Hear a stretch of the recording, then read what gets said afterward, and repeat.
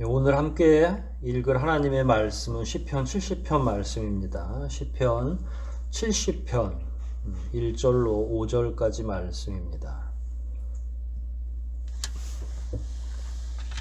길진 않지만 우리 한 절씩 교독하고 5절은 목소리 앞에서 합독하겠습니다. 시편 70편 1절로 5절까지 말씀입니다. 제가 먼저 1절부터 읽겠습니다. 하나님이여 속히 나를 건지소서. 여호와여 속히 나를 도우소서. 내 영혼을 찾는 자로 수치와 무한을 당케하시며 나의 상함을 기뻐하는 자로 물러가 욕을 받게 하소서. 아하 하는 자로 자기 수치를 인하여 물러가게 하소서. 주를 찾는 모든 자로 주를 인하여 기뻐하고 즐거워하게 하시며 주의 구원을 사모하는 자로 항상 말하기를 하나님은 광대하시다 하게 하소서. 같이 읽습니다. 나는 가난하고 궁핍하오니 하나님이여 속히 내게 임하소서. 주는 나의 도움이시오 나를 건지시는 자시오니 여호와여 지체치 마소서. 아멘. 오늘 우리 70편, 시편 70편 말씀을 간략하게 살펴보도록 하겠습니다. 구절이 5구절밖에 되지 않습니다. 그럼에도 불구하고 이 5구절 안에 지은인 다윗이 굉장히 조급하고 다급한 상황이 등장합니다. 실제로 어떤 내용 때문에 무슨 일 때문에 다급해져 있는지는 본문을 통해 알 수도 없고 성경을 공부하는 학자들도 이 정확한 배경이 언제인지는 모르겠다고 합니다. 그 부제로 보면 기념케 하는 시라고 해서 도대체 이게 어떤 기념 상황에서 이 시를 읽고 찬양을 드리는지는 모르겠지만 아마도 내용을 추측해 보건대 뭔가 어려움 가운데 이런 기도를 올린 것이고 이 기도 뒤에 회복되는 은혜를 아마 다윗이든 혹은 후대의 백성이든 회복의 은혜를 누리게 됐을 때 이제 종합해서 회복하는 상황을 그 전제로서의 어려움들을 이렇게 쭉 살펴보고 이런 시를 하나님 앞에 읽고 공부함으로써 결국에는 인생들이 다시 한번 하나님의 구원의 은혜를 찬양하는 이런 정도로 예측은 할 수 있지만 아마 정확한 내용은 잘 알지 못한다고 봅니다.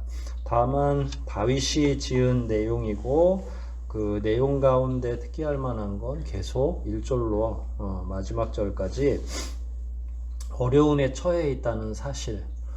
그러면 다윗에게 있어서 어려운 사실들은 특히 이제 성경적으로 보면 사울에게 쫓겨날 때하고 압살롬이 반역을 저질렀을 때인데 그래서 사람들은 대부분 사울이 지금 다윗을 공격하고 있는 상황이 아닌가 이렇게 이해를 하고 있습니다.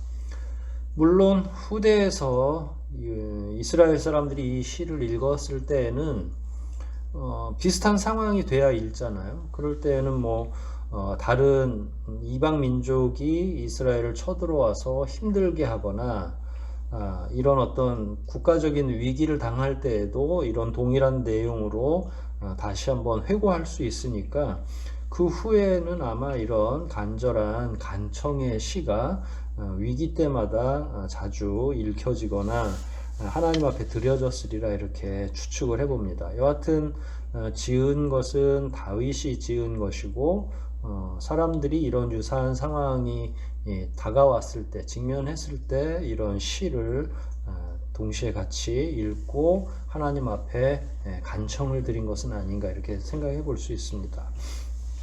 내용을 이렇게 살펴보면 시편 40편 13절로 17절까지의 내용하고 아주 흡사합니다. 그래서 비슷한 간청의 시가 아닌가 이렇게 생각이 되기도 하고요. 여하튼 한 구절 한 구절 다윗이 어떤 마음으로 이 시를 읽고 하나님께 어떤 내용을 요청했는지를 한번 살펴보도록 하겠습니다. 1절부터 한번 다시 살펴보겠습니다. 같은 의미이지만 두 번 다른 방식으로 반복하는데 1절을 보면 하나님이여 속히 나를 건지소서. 그 다음에 두 번째 문단에서는 여호와여 속히 나를 도우소서.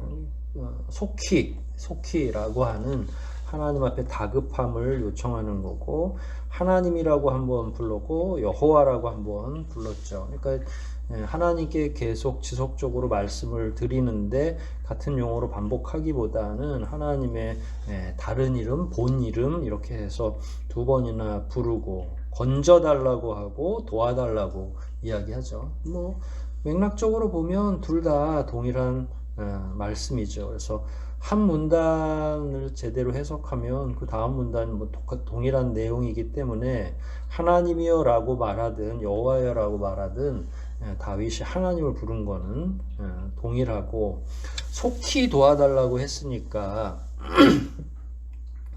뭐 생명이 경각에 달려 있다든지 위기가 시시각각 와서 다윗을 상당히 곤란하게 하고 하나님이 도와주시지 않으면 안 될 정도로 위기감이 지금 팽배해 있는 가장 위기 상황에서 이 내용을 말한 것이 아닌가 생각이 됩니다. 물론 방금 말씀드린 것처럼 어떤 위기가 있는지는 아무도 모르지만 뭐 사울이 정말로 코앞까지 바로 발밑까지 쫓아왔을 수도 있고요.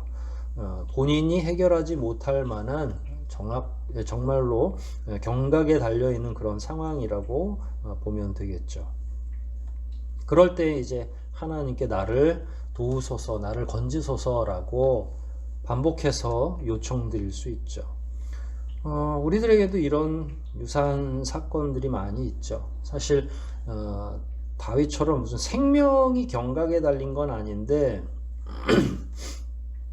삶을 살다 보면 이렇게 다급한 상황이 경제적으로나 또 실제로 건강이나 또 다른 어려움 때문에 생명이 경각에 달리는 경우도 있죠. 중병이 걸린 것을 뒤늦게 알았다든지, 내가 몸이 안 좋아서 병원에 갔는데 갑자기 암이 발병했다고 그런 청천벽력 같은 소리를 듣는다든지, 얼마든지 이해가 있죠. 이 시대에도 꼭 전쟁을 치러야만 생명이 경각에 달리는 건 아니죠. 경제적인 어려움도 여기에 해당될 수 있죠. 갑자기 큰 어려움들이 계속 와서 집도 잃고 모든 거 다 잃을 수밖에 없는 그런 상황에 우리 교우들이나 저도 그렇고 종종 직면하게 되죠. 그럴 때 이렇게 그냥 이야기하는 겁니다. 물론 우리가 지금 이 구절들을 다룰 때는 그냥 평범하게 다루고 있지만 우리들이 과거를 이렇게 회고해 보건대 그런 위기들이 우리 가운데 늘 있죠. 가정적으로나 또 우리가 생활하고 있는 삶의 영역에서는 얼마든지 이렇게 다급한 상황이 벌어지곤 합니다. 그럴 때 우리는 과연 누구에게 손을 뻗치는가 하는 거예요. 그러면 이제 우리 영역에 있는 많은 주변에 있는 사람들에게 제일 먼저 전화도 하고 또 신앙적으로 해결하려면 기도 요청하기도 하고 그렇죠. 목회자에게도 기도 요청할 수 있고 주변의 여러 교우들에게 함께 기도해 주기를 요청드릴 수도 있죠. 그리고 본인도 하나님께 이렇게 최선을 다해서 자기의 다급함을 알릴 수 있는 거죠. 그렇게 알리는 게 상당히 중요합니다.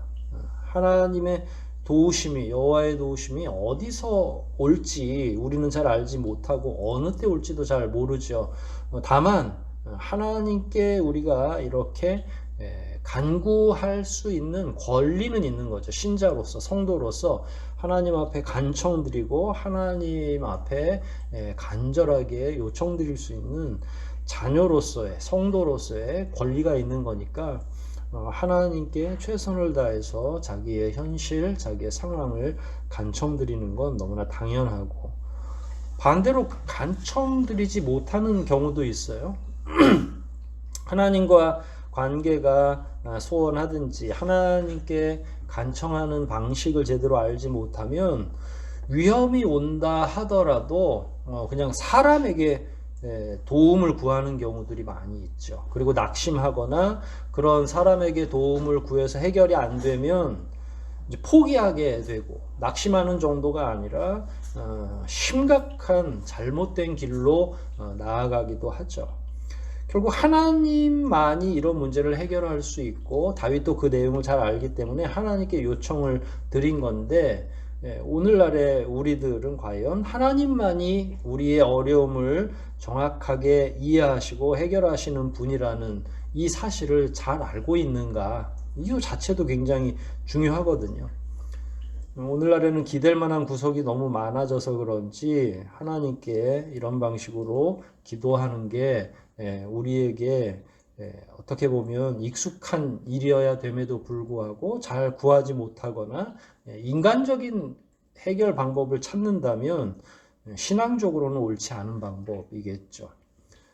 물론 우리가 손쉽게 해결할 수 있는 방법들도 있겠죠. 그렇다면 1절처럼 이렇게 뭐 속히 하면서 이렇게 다급하게 나가지는 않겠죠.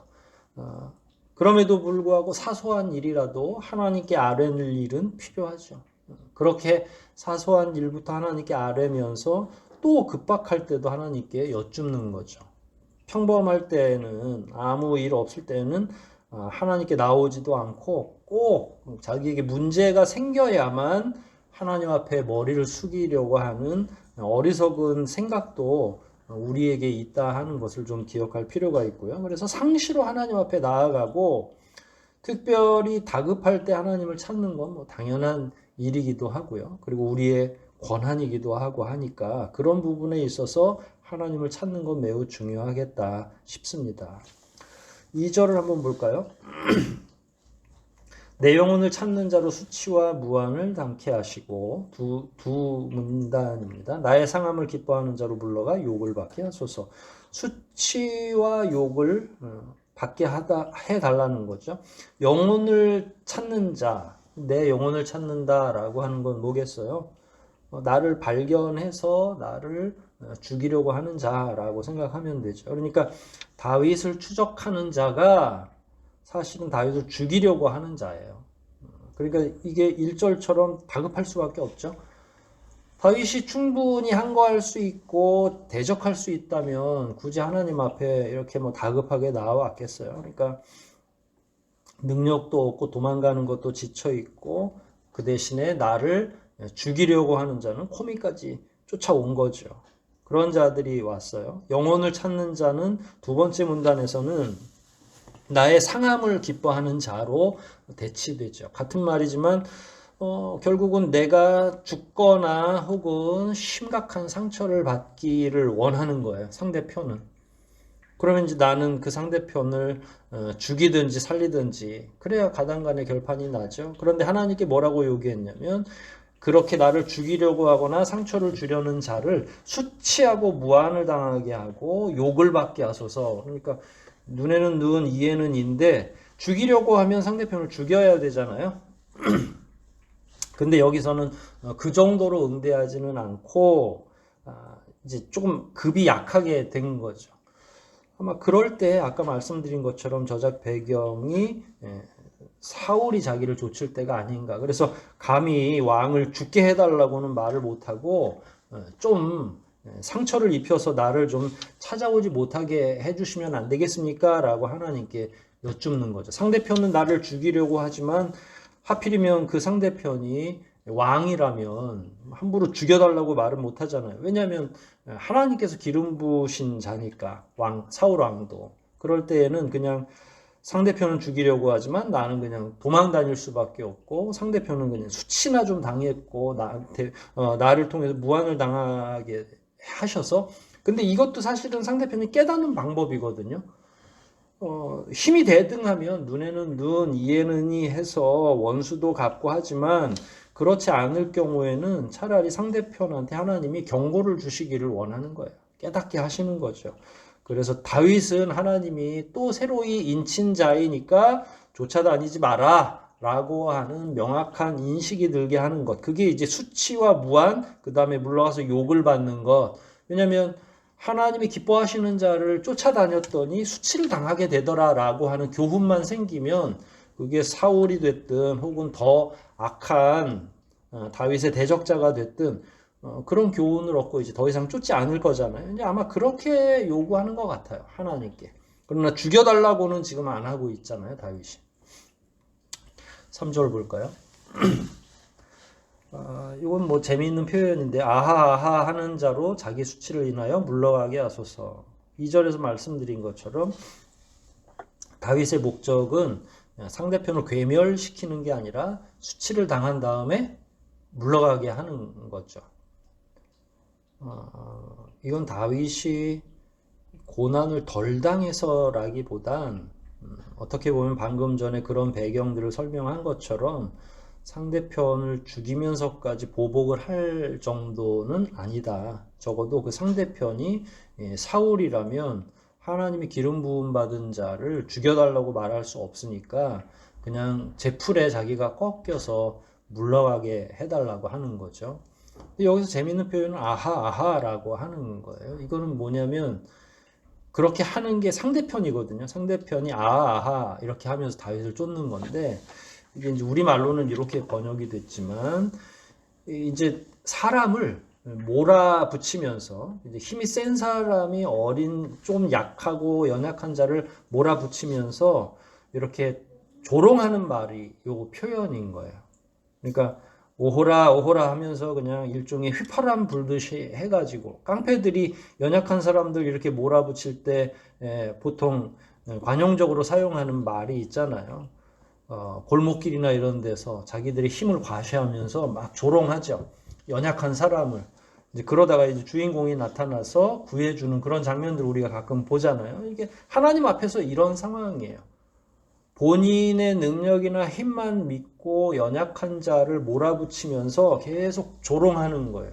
그런데 그 연약한 자의 배후에는 하나님이 계신 거잖아요. 그래서 그 조롱 끝에 결국은 조롱을 누가 받게 되냐면 그걸 말한 사람이 조롱을 받게 되는 거예요. 근데 그때는 반드시 내가 하는 게 아니라 하나님이 나타나셔야만 그게 성립이 되니까 다시 1절로 가서 하나님 그렇게 해주십시오라고 빨리 오셔서 그렇게 해주시기를 바랍니다 라고 하는 거예요. 우리도 역부족일 때가 있죠. 우리 앞에 나타난 상대가 내가 상대할 수 있는 그런 상대라면 뭐 우리가 말로 싸우든 혹은 우격다짐을 하든 뭐라도 우리가 대책을 낼 수 있는데 우리 상대가 우리의 힘으로는 도저히 안 되는 거죠. 그럴 때는 뭐 죽여달라고 할 수도 없고 그럴 상황도 아니라면 다윗이 이야기한 것처럼 수치를 당하고 차라리 물러가게. 그러면 요 2절과 3절은 여실히 뭐가 드러나야 되냐면 하나님이 중재자라는 사실이 드러나야 되고 특히 하나님이 누구의 편이셔야 되는 거예요. 연약한 내 편이어야 되는 거죠. 확연하게 그게 탁 드러나야 돼요. 그래야 힘이 있는 자가 완력을 멈추고 도망가게 물러가게 돼 있는 거예요. 근데 이게 굉장히 큰 기적에 해당되는 거거든요. 나를 괴롭히는 자는 평소에 내가 얼마나 작은 사람인지를 알죠. 내가 얼마나 연약한지를 아는데 갑자기 하나님이 등장하셔서 그로 말미암아 수치를 당하고 욕을 받게 하는 거예요. 그리고 나를 조롱하던 자가 반대로 수치를 당하고서 도망가야 되는 거죠.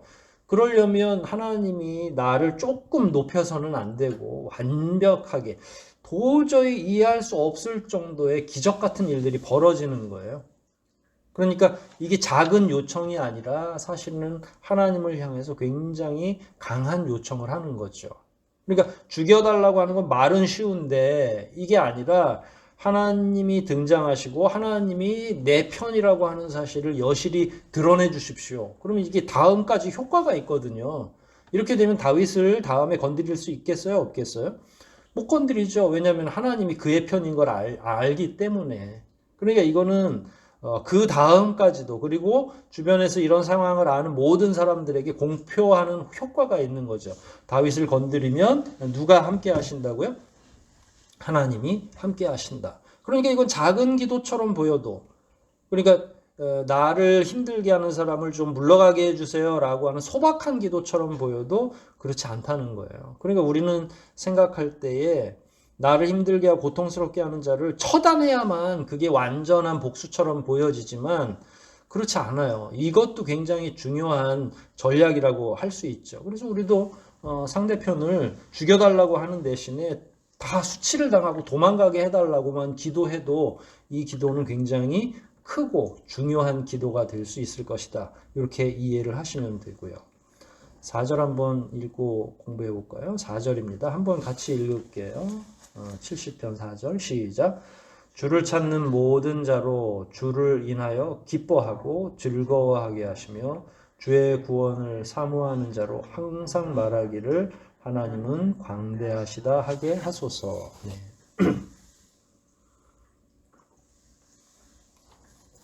3절까지의 내용이 통하면 4절에서 이런 결과가 온다 이렇게 할 수 있죠. 그런데 이것도 간청이에요.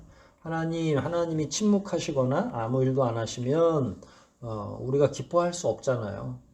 그러니까 우리가 기뻐할 수 있도록 주를 찾는 모든 자로 주를 인하여 기뻐하고, 그러면 이거는 하나님이 개입하셔야만 기뻐하고 즐거워하게 되는 거잖아요. 1, 2, 3절에 계속 요청하는 게 뭐예요?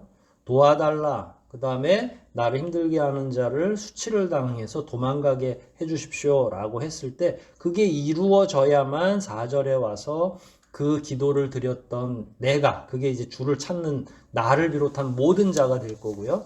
그런 자들이 기뻐하고 즐거워할 수 있다는 이야기 아니겠어요?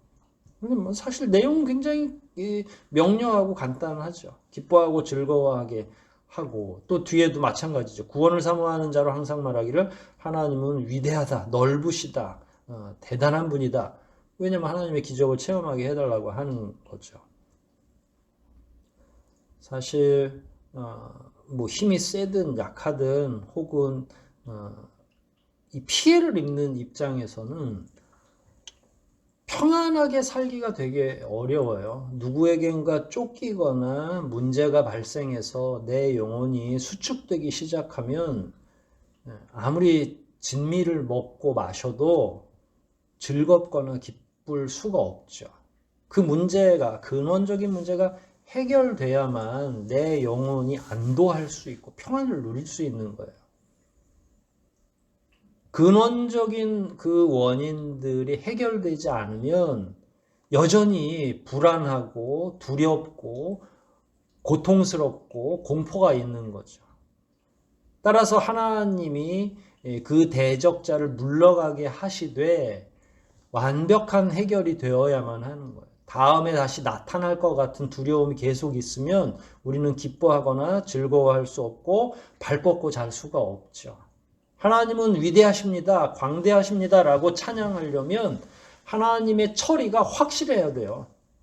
그럼 원수가 요번에는 내가 승리하지 못하고 돌아가지만 다음에 또 올 거야 이렇게 말하고 가면 얼마나 찝찝하겠어요. 언제 나타날지 모르는 거잖아요. 두렵죠. 그러면 진짜 기쁨과 즐거움이 존재하기가 어려워요. 그래서 여기서 하나님께 요청드리는 건 단순히 물러가게 하지만 후환이 없게 해달라는 내용까지도 은유적으로 포함되어 있는 거예요. 저하고 여러분의 영혼이 평안을 누리기 위해서는 현재 우리를 억누르고 있는 경제적인, 육체적인 혹은 관계에서 오는 그 눌림의 원인들이 완전하게 해소되고 그로 말미암아 우리가 안도하고 있을 때 진정으로 기뻐해질 수 있고 즐거워할 수 있는 거죠. 그리고 하나님을 진정으로 찬양 드릴 수 있는 거예요. 근데 그게 대충 봉합해서는 안 되죠. 이 내용을 돌려 말하면 하나님은 완전하세요. 저하고 여러분이 가지고 있는 문제를 뭐 한 50%만 해결하고 자유를 누리라고 하지 않으시죠. 구원을 해주시되 완벽한 구원을 해주시는 거죠. 그래서 이 땅을 살아갈 때 우리가 안정스럽게 살아가는 거예요. 물론 현실에서 만나는 어려움들은 있지만 우리의 구원의 근간이 흔들리진 않죠.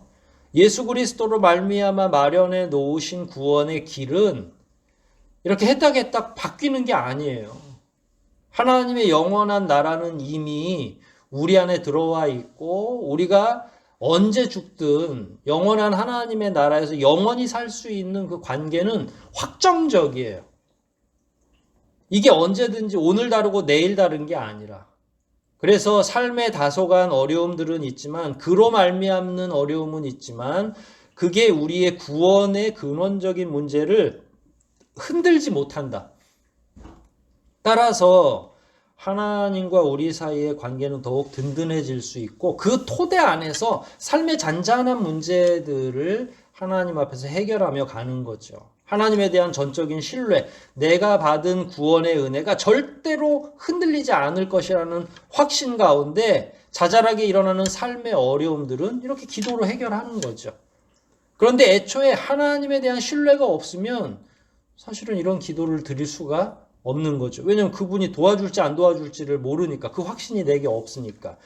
그래서 그런 확신이 없는 상태에서 드려지는 기도는 해결이 되는지도 안 되는지도 잘 모르고 뭐 다소간 적이 물러갔다 할지라도 또 두려움 속에 놓일 수밖에 없는 거죠. 그런데 하나님에 대한 완전한 믿음이 있다면 인생 앞에서 만나게 되는 여러 가지 어려움들 가운데서 떨지 않고 두려워하지 않고 든든한 가운데서 기뻐할 수 있다. 이런 게 같이 사실은 어우러지면서 우리의 삶이 더욱 든든해지는 거고 하나님에 대한 신뢰와 소망이 더욱 견고해지는 거죠.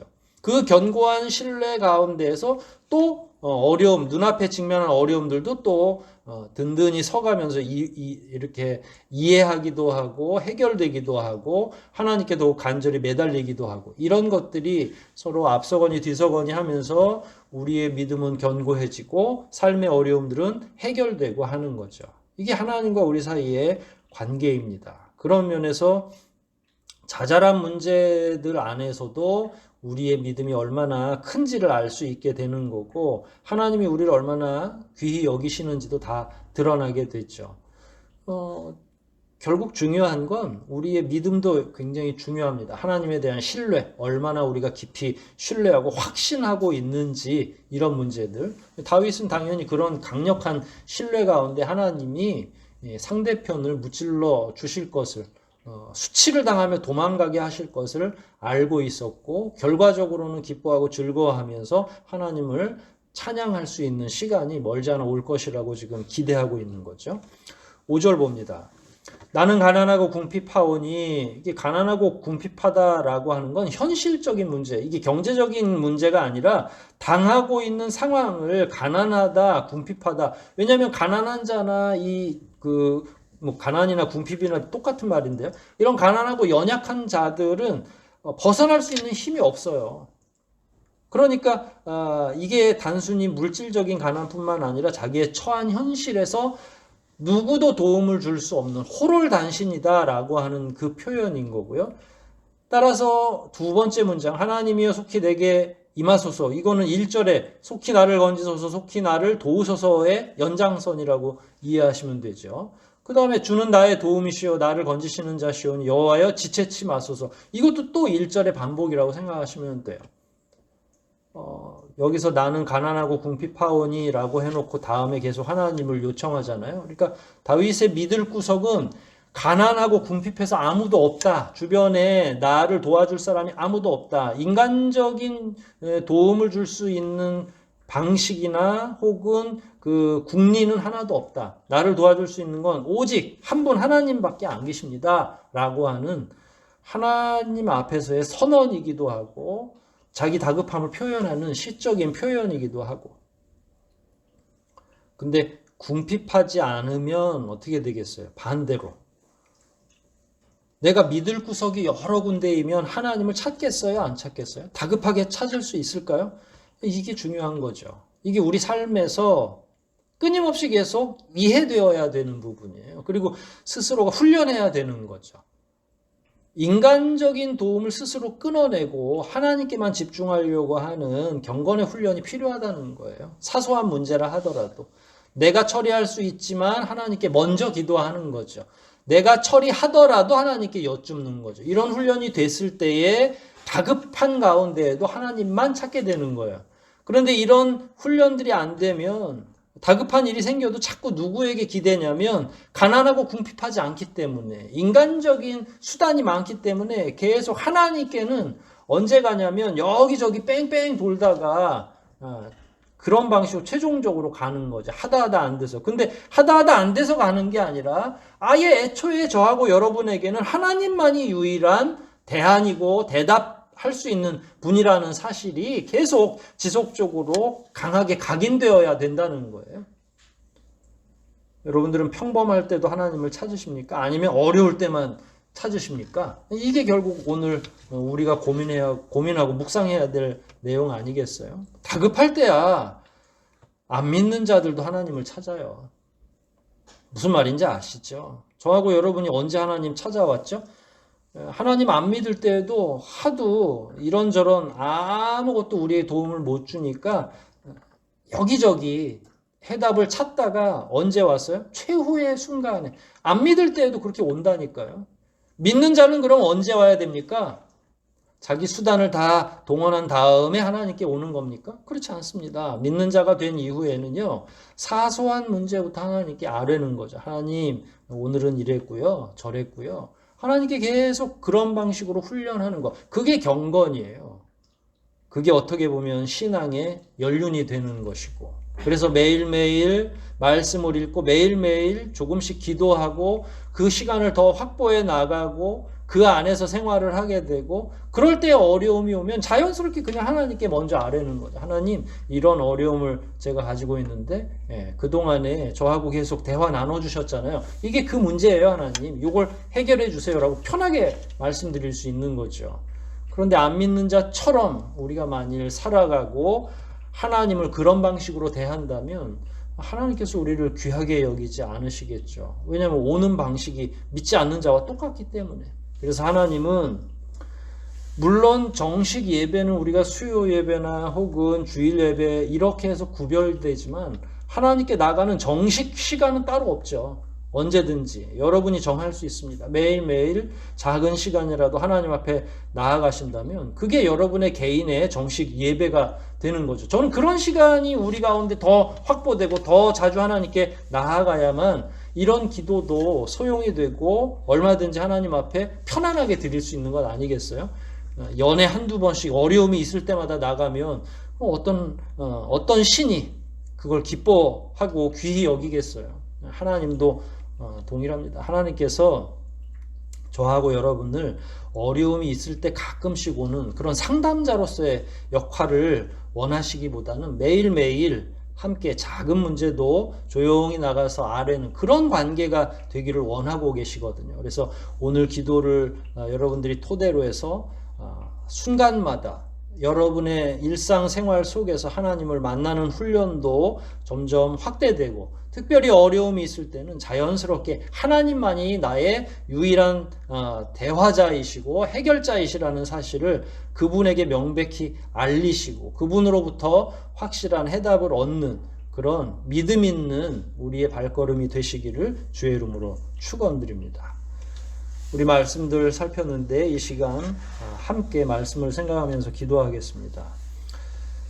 다윗이 하나님 앞에 자기의 어려움을 토로하고 자기에게 어려움을 주는 자를 수치를 당한 뒤에 물러가게 해달라고 지속적으로 1절부터 5절까지 한 구절 한 구절 간절한 마음으로 기도하고 있는데 우리 다윗 같은 경우는 매일매일 작은 삶의 현장에서도 이런 기도를 계속 드려왔기 때문에 이 기도도 편안하게 드렸으리라 이렇게 추측을 해봅니다.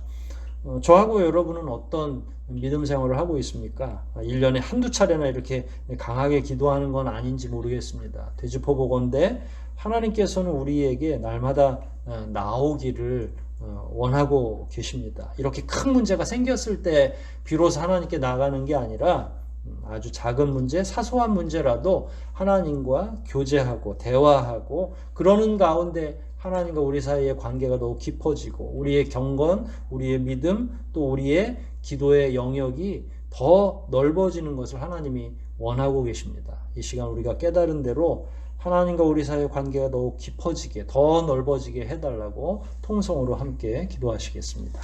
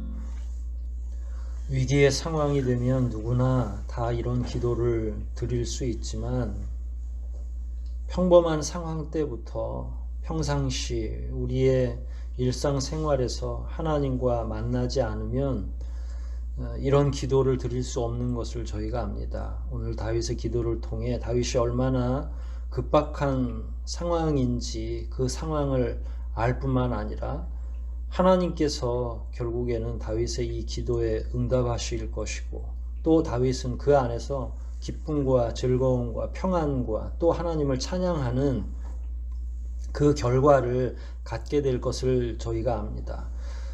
바라기는 우리도 우리의 일상생활에서 그런 평안이 있기를 소원합니다. 하나님이 우리의 삶을 늘 개입해 주시고 아주 사소한 부분부터 하나님과 우리 사이의 대화가 복원되고 하나님께 기도하는 시간이 더 늘어나고 우리의 삶의 모든 부분을 하나님께 아뢰어 특별히 어려운 문제가 발생했을 때도 서슴지 않고 오직 하나님만이 나의 문제를 해결해 주실 수 있는 유일한 분이라는 사실을 잘 기억하여 늘 삶 가운데서 특별히 어려움 가운데에서도 하나님과 대화하고 소통할 수 있는 저희들이 다 될 수 있도록 진리로 충만케 하여 주시옵소서.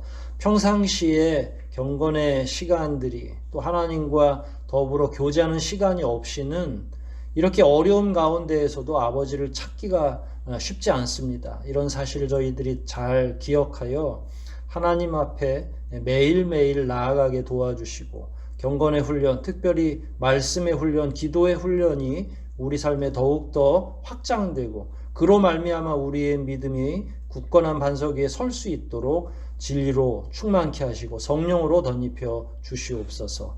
돌아가는 발걸음들 인도해 주실 뿐만 아니라 이번 남아있는 이번 한 주간도 주님 안에서 더욱더 견고하게 세워지고 매 순간 어려운 순간마다 꼭 승리하고 하나님의 인치심 덕분에 한 주간도 평안하게 지낼 수 있도록 도와주시옵소서. 모든 것 주님께 의탁하오며 우리를 구원하신 예수 그리스도 이름 받들어 간절히 기도하옵나이다.